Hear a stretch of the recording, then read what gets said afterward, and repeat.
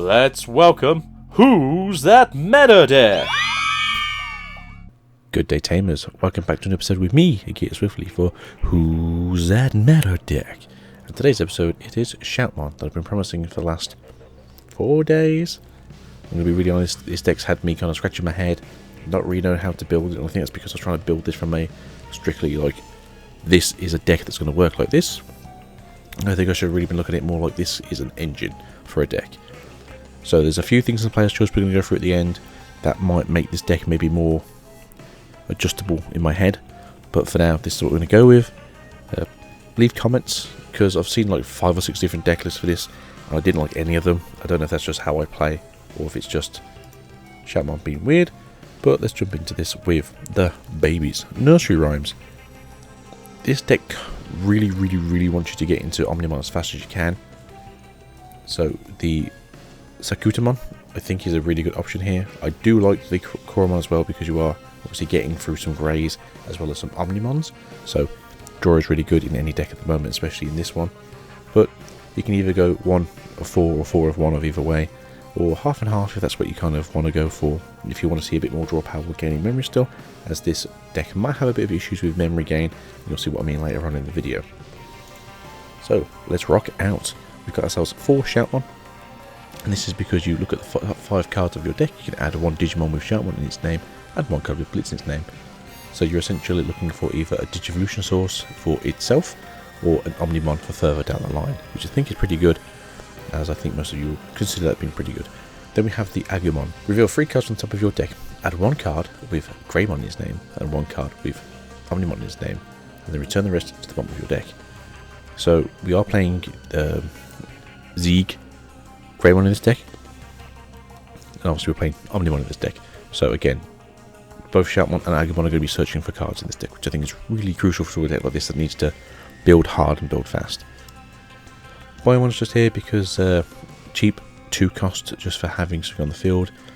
Sometimes it's just memory choke your opponent out, sometimes just to spend a little bit of memory. You don't really want to throw your opponent a big bone if you don't have to.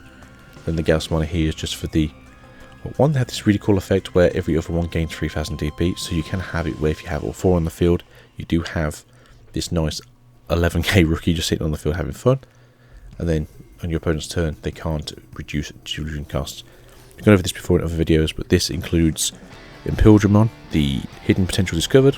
It stops Digisorption, it stops Mega Fusion from reducing memory cost, it stops Antibody X from reducing its memory cost. Anything that would give your opponent just that little bit extra for memory doesn't do anymore. So it's quite effective against a lot of strategies right now. Then we have the C-Flat Gang, which is our champion lineup. They're all 1 cost to Digivolve into, which I think is the key to this deck. Make everything as cheap as possible if you can. So we've got ourselves 4 Monochromon, just some blockers. It's always good to have blockers in the deck, even if it's not really going to last much longer, but you just need to survive that 1 hit occasionally. Got ourselves 4 Fugamons, and this is essentially just an extra rookie in a champion body. 3 cost to throw down, cost 1 to Digivolve into, and this is essentially going to be a case of, I don't have a rookie on my first hand, I'd rather throw this down and hope for the best rather than having to throw down like a 6 cost champion like Darktramon or Monochromon. And then we go on to Darktramon. Again, probably one of the better champions we can have for so far in the series. We have a 1 cost Darktramon, which is fantastic in any red deck right now, unless you really need to have a Digivolution inherited effect going on, and we'll talk about it later on. Then we're going to move on to our ultimate lineup. Let's get it started in here, and we have 4 of the Omni Shoutmons, and we have 4 of the Lava Greetmons. Lava Greetmons are here just because they're super cheap cost. I was thinking about putting Metal Greymons in here, maybe going 2 Metal Greymons and then 2 of the Ultaris modes, just so we can build up a bit more underneath, but staying with the 4 Omni Shoutmons. I don't really know how I feel about that, to be honest. Maybe when we get the Metal Greymon in X1 it might look a bit better in this deck. I just don't really like how a lot of the Metal Greymons are currently. There is that inherited effect of 3k+, but I do feel like it could do with having something a bit different. Then for our mega lineup, we have It's Time to Motivate, It's Time to Feel That Burn. Again, we have the Zeeg Greymon, and we have the Shoutmon DX. Zeeg here is when Digivolving you gain Blitz, which has effects with the inherited effects further down the line. And its own inherited effect is when this Digimon attacks with Blitz, you can also attack one of your opponent's unsuspended Digimon.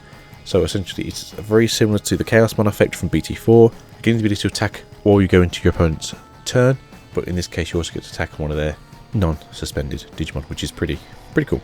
And then Shoutmon is when Digivolving Game Blitz. As you notice, this is essentially just a Blitz deck. When Digivolving, you may place one red Digimon card from your hand to the top of the Digimon distribution cards. Then, for each Omni Shoutmon or the Greymon in this Digimon's distribution sources cards, delete one of your opponent's Digimon with 5000 DP or less.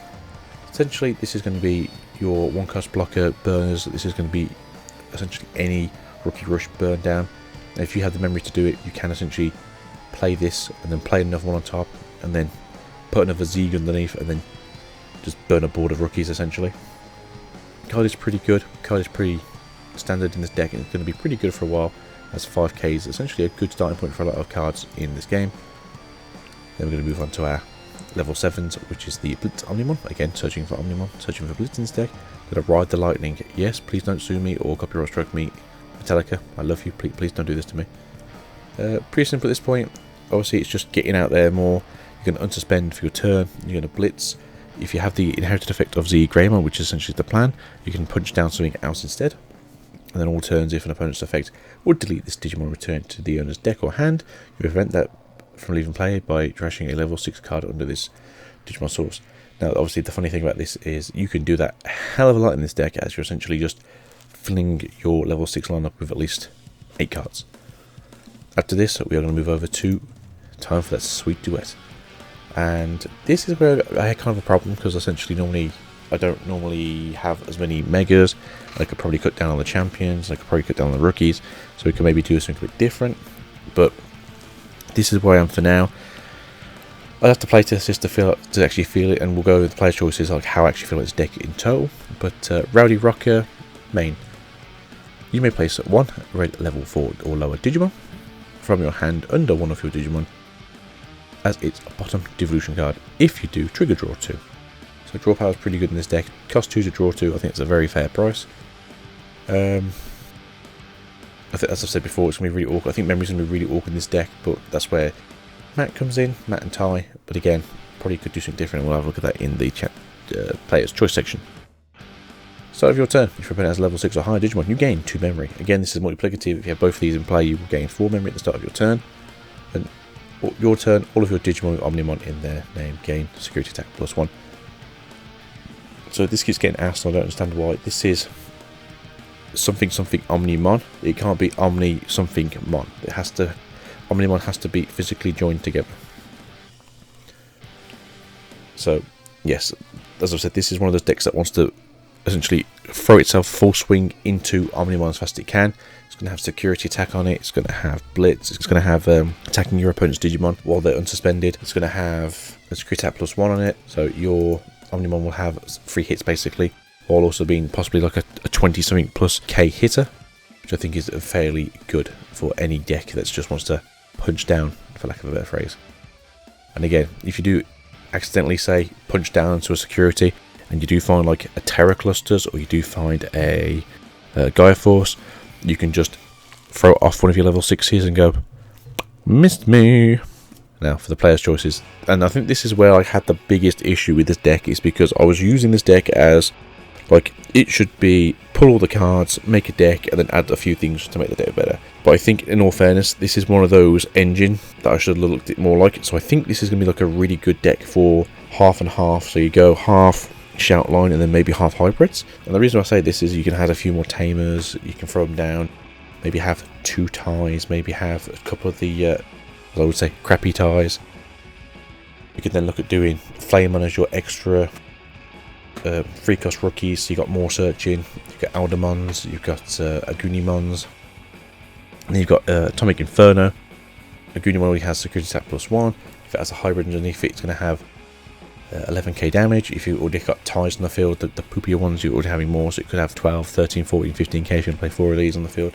If you play Atomic Inferno, which I think you should, it's 1 cost, it's very good, you'd also get an extra 3000 DP. So for instance, Aldemon would have 14k just from having this on him for that turn, and you'd also get security attack +1, so you'd be hitting for free on that turn itself. So this is something that I would feel is a very quick thing to get into it in out of. So having the Shout hybrid deck actually would be possibly very quick and very devastating if someone doesn't see it coming. We've also got a delicate plan here for those if you're a bit scared of obviously hitting an option card when you don't want to. Again, with how this deck works and Omnimon punching down on things, and you kind of can just forgive yourself and just take a level 6 off. It's not really something you need to worry about. We do have X antibody that can come in here. It's a very good Digimon, but on the same note as what we were saying earlier, it is quite easily countered by at least 3 colours as of now, but the other effects it has from attacking as well as having the opponent's turn effects is actually really good. So for those who aren't aware of what X antibody does, it is your Digimon with Omnimon in its name can evolve into this card in your hand for a memory cost of 3, ignoring this card's Digivolution requirements. When attacking, delete one of your opponent's Digimon with DP less than or equal to this Digimon's DP. As I said, if you've got 20 plus K on this body, and when it punches down, it's just destroying things for fun. Opponent's turn, when your opponent's Digimon attacks, you may trash 2 of this Digimon's Digivolution cards to end the attack. Again, it's in a similar vein to the other Omnimon, where you're going to trash some Digivolution sources to essentially null and void an action. But I do think the other one's going to be more effective when you are punching through security. We also have the original Omnimon. This is going to be more for a tech choice if you're more worried about things swarming. If you're going to go up against, say, someone like Locals who's known for being a Diaboromon player, again, this card is essentially the Diaboromon killer. It's very good. And then, sort of as a tech choice, just because it's in red, you can also play the security +1 cards as well. So something like the Greymon from the structure deck, as well as Ultramon from BT4. And that's kind of where I was going with the player's choices. I think there's a lot of things. I think you can mix match a lot in this deck, as I think it's more forgiving than a lot of other decks currently that have a player style of that they need to build a certain way. Whereas essentially this is a 20 card engine. You've got 30 spaces left. Kind of do what you wish with it. On that note, Tamers, thank you for being here. This is the last deck of the current Who's That Meta Deck series. We'll probably go through some more things as the meta progresses, as we see what people are playing, as what people are actually getting into. I think we might see some old faces pop back up with like Megazoo and Rookie Rush with the new green-yellow variant, as well as Ragnarlord, as well as some other weird security check deck choices. So, we will see you guys in the next episode, whenever that may be. Peace out, Tamers. Thank you for being here. We appreciate your support and love, and we hope you have a great day and a great BT5 format. Goodbye for now.